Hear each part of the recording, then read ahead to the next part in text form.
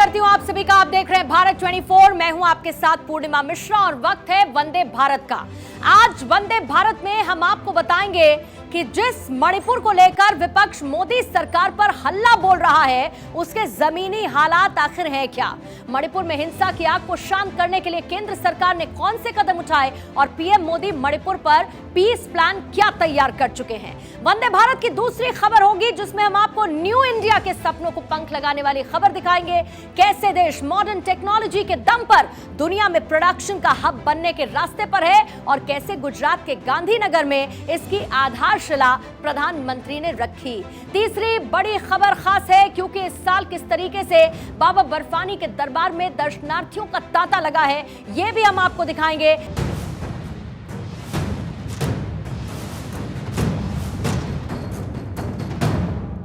आइए तस्वीर आपको मणिपुर की दिखाएंगे क्योंकि मणिपुर में हिंसा पर विपक्ष के हमलों के बीच एक्शन में इस वक्त केंद्र सरकार है और केंद्र सरकार ने मणिपुर में उपद्रव की आग बुझाने के लिए चौतरफा कोशिशें की जिनका असर नजर भी आने लगा है। हालातों पर काबू पाने के लिए कमान सीधे गृह मंत्री अमित शाह के हाथ में है और पीएम मोदी इसे मॉनिटर कर रहे हैं। केंद्र सरकार यह दावा कर रही है कि जल्द ही शांति बहाल मणिपुर में हो जाएगी।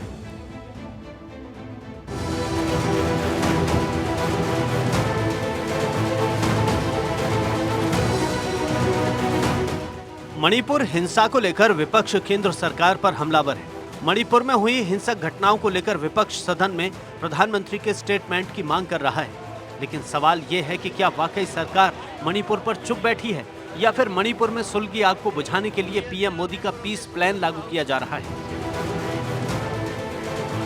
केंद्र सरकार मणिपुर में शांति बहाली के लिए कई मोर्चों पर काम कर रही है। सरकार की तरफ से जो जानकारी सामने आई है उसके मुताबिक मणिपुर में जल्द ही शांति बहाल हो सकती है। 18 जुलाई के बाद हिंसा में किसी की मौत नहीं हुई है। पीएम मोदी की मणिपुर पर नजर है। पीएम मोदी गृह मंत्री से दिन में 3 बार अपडेट लेते हैं। एक बफर जोन तैयार किया गया है। बफर जोन में 35,000 सुरक्षा कर्मी तैनात हैं। प्रशासनिक कामों से जुड़े 72% लोग काम पर लौट चुके हैं। 82% स्टूडेंट्स स्कूल जाने लगे हैं। मणिपुर के मुद्दे पर सियासी गतिरोध खत्म होने का नाम नहीं ले रहा है, जिस वजह से संसद के दोनों सदनों में काम ठप है। ना कोई चर्चा हो पा रही है, ना ही कोई बिल पेश हो पा रहा है। सरकार का कहना है कि वो चर्चा को तैयार है, तो विपक्ष पीएम मोदी के भाषण पर अड़ा है। मणिपुर को लेकर विपक्ष की बड़ी तैयारी है। इंडिया गठबंधन के सांसद मणिपुर का दौरा करेंगे। 29 और 30 जुलाई को पीड़ितों से मिलेंगे।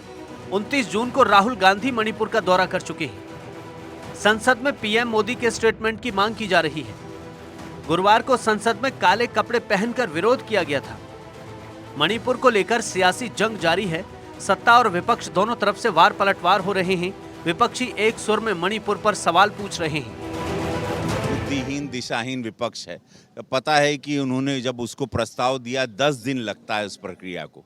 10 days they have to wait। उसमें सारे दल के नेताओं से बैठ के बात होगी, विचार विमर्श होगा और डेफिनेटली वो तो अब उन लोगों ने ले आया है अपनी फजीयत कराने के लिए, तो उनकी फजीयत भी होगी, वो भी पूरा देश देखेगा। उस कानून के मुताबिक जल्द से जल्द ये जो अनास्था प्रस्ताव मतलब अविश्वास प्रस्ताव है, इसमें चर्चा शुरू होना जाना चाहिए क्योंकि सब्सटेंटिव मोशन ऑन पॉलिसी नहीं लिया जाते हैं, रूल ये कहते हैं।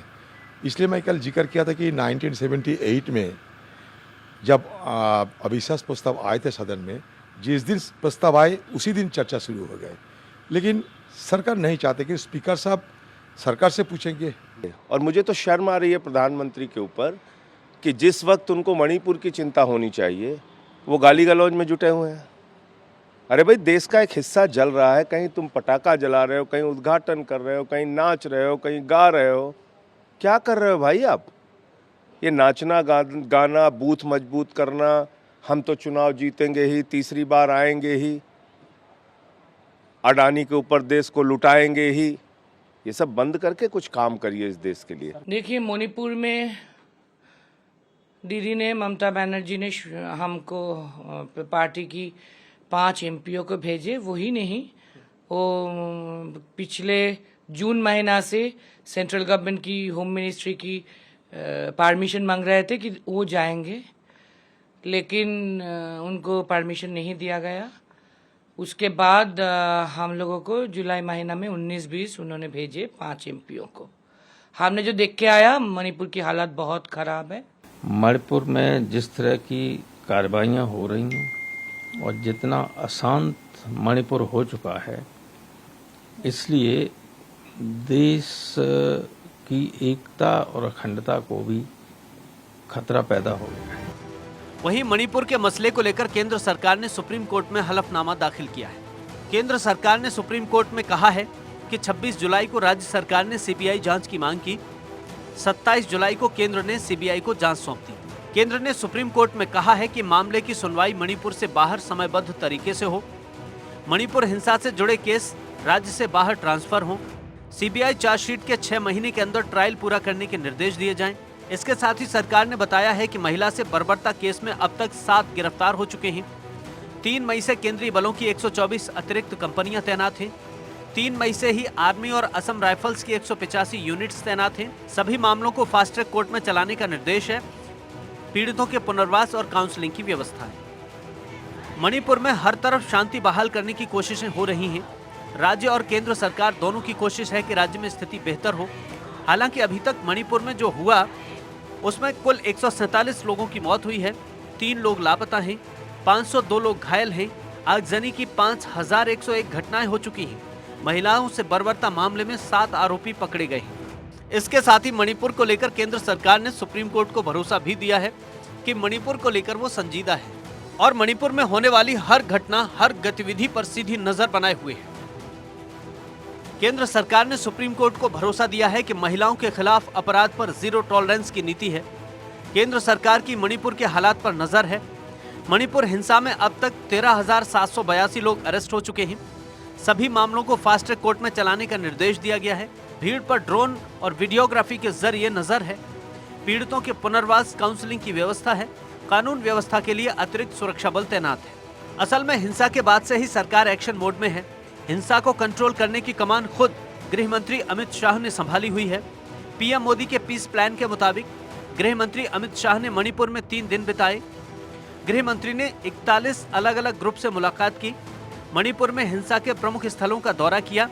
उधर गृह राज्य मंत्री नित्यानंद राय ने राज्य में 22 दिन बिताए। नित्यानंद राय 25 मई से 17 जून तक राज्य में रहे। दरअसल पीएम मोदी और गृह मंत्री अमित शाह दोनों ने खुद मणिपुर को लेकर कमान संभाली हुई है और यही वजह है कि धीरे धीरे मणिपुर में हालात सामान्य हो रहे हैं। Bureau report, Bharat 24। पहले भारत के बारे में विदेशी निवेशकों का सवाल था वाई इन्वेस्ट, और अब भारत के बारे में विदेशी निवेशकों का सवाल है वाई नॉट इन्वेस्ट। यह कहते हुए प्रधानमंत्री मोदी ने आज गुजरात के गांधीनगर में सेमिकॉन कार्यक्रम का उद्घाटन किया। असल में पीएम मोदी देश को दुनिया की फैक्ट्री बनाना चाहते हैं और इसके लिए सेमीकंडक्टर चिप की जरूरत है। अभी सेमीकंडक्टर को इंपोर्ट करना पड़ता है चीन और ताइवान से, लेकिन अब इसे भारत में बड़े पैमाने पर बनाने की तैयारी की जा रही है, जो कि देश में प्रोडक्शन को बढ़ाएगा और दूसरे देशों पर निर्भरता को खत्म करेगा।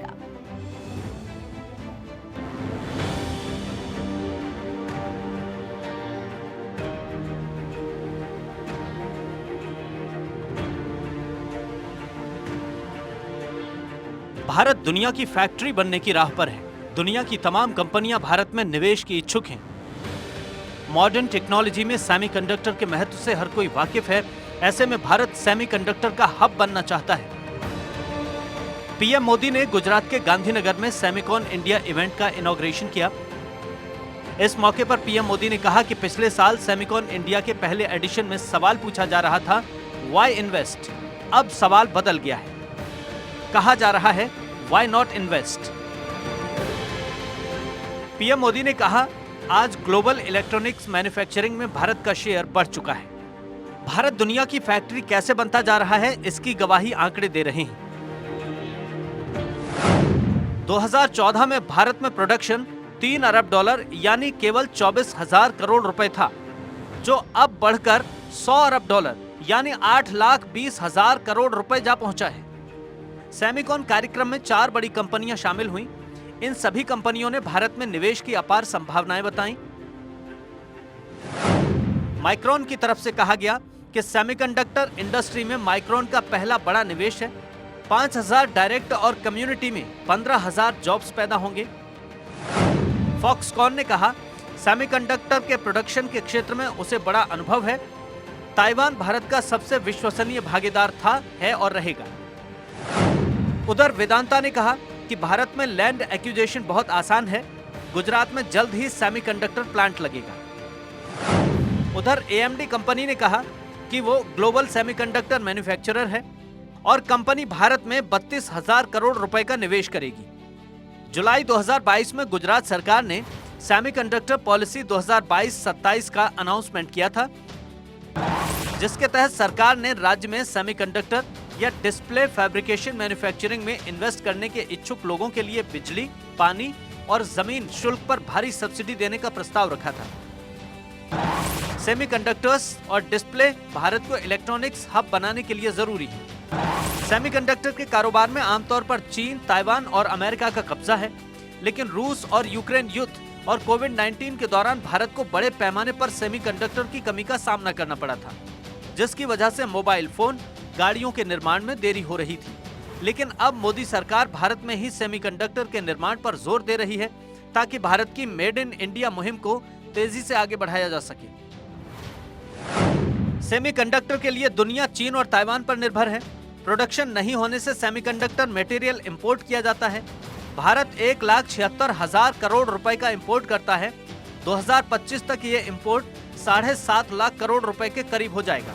सेमीकंडक्टर प्रोडक्शन से चीन पर निर्भरता कम हो जाएगी।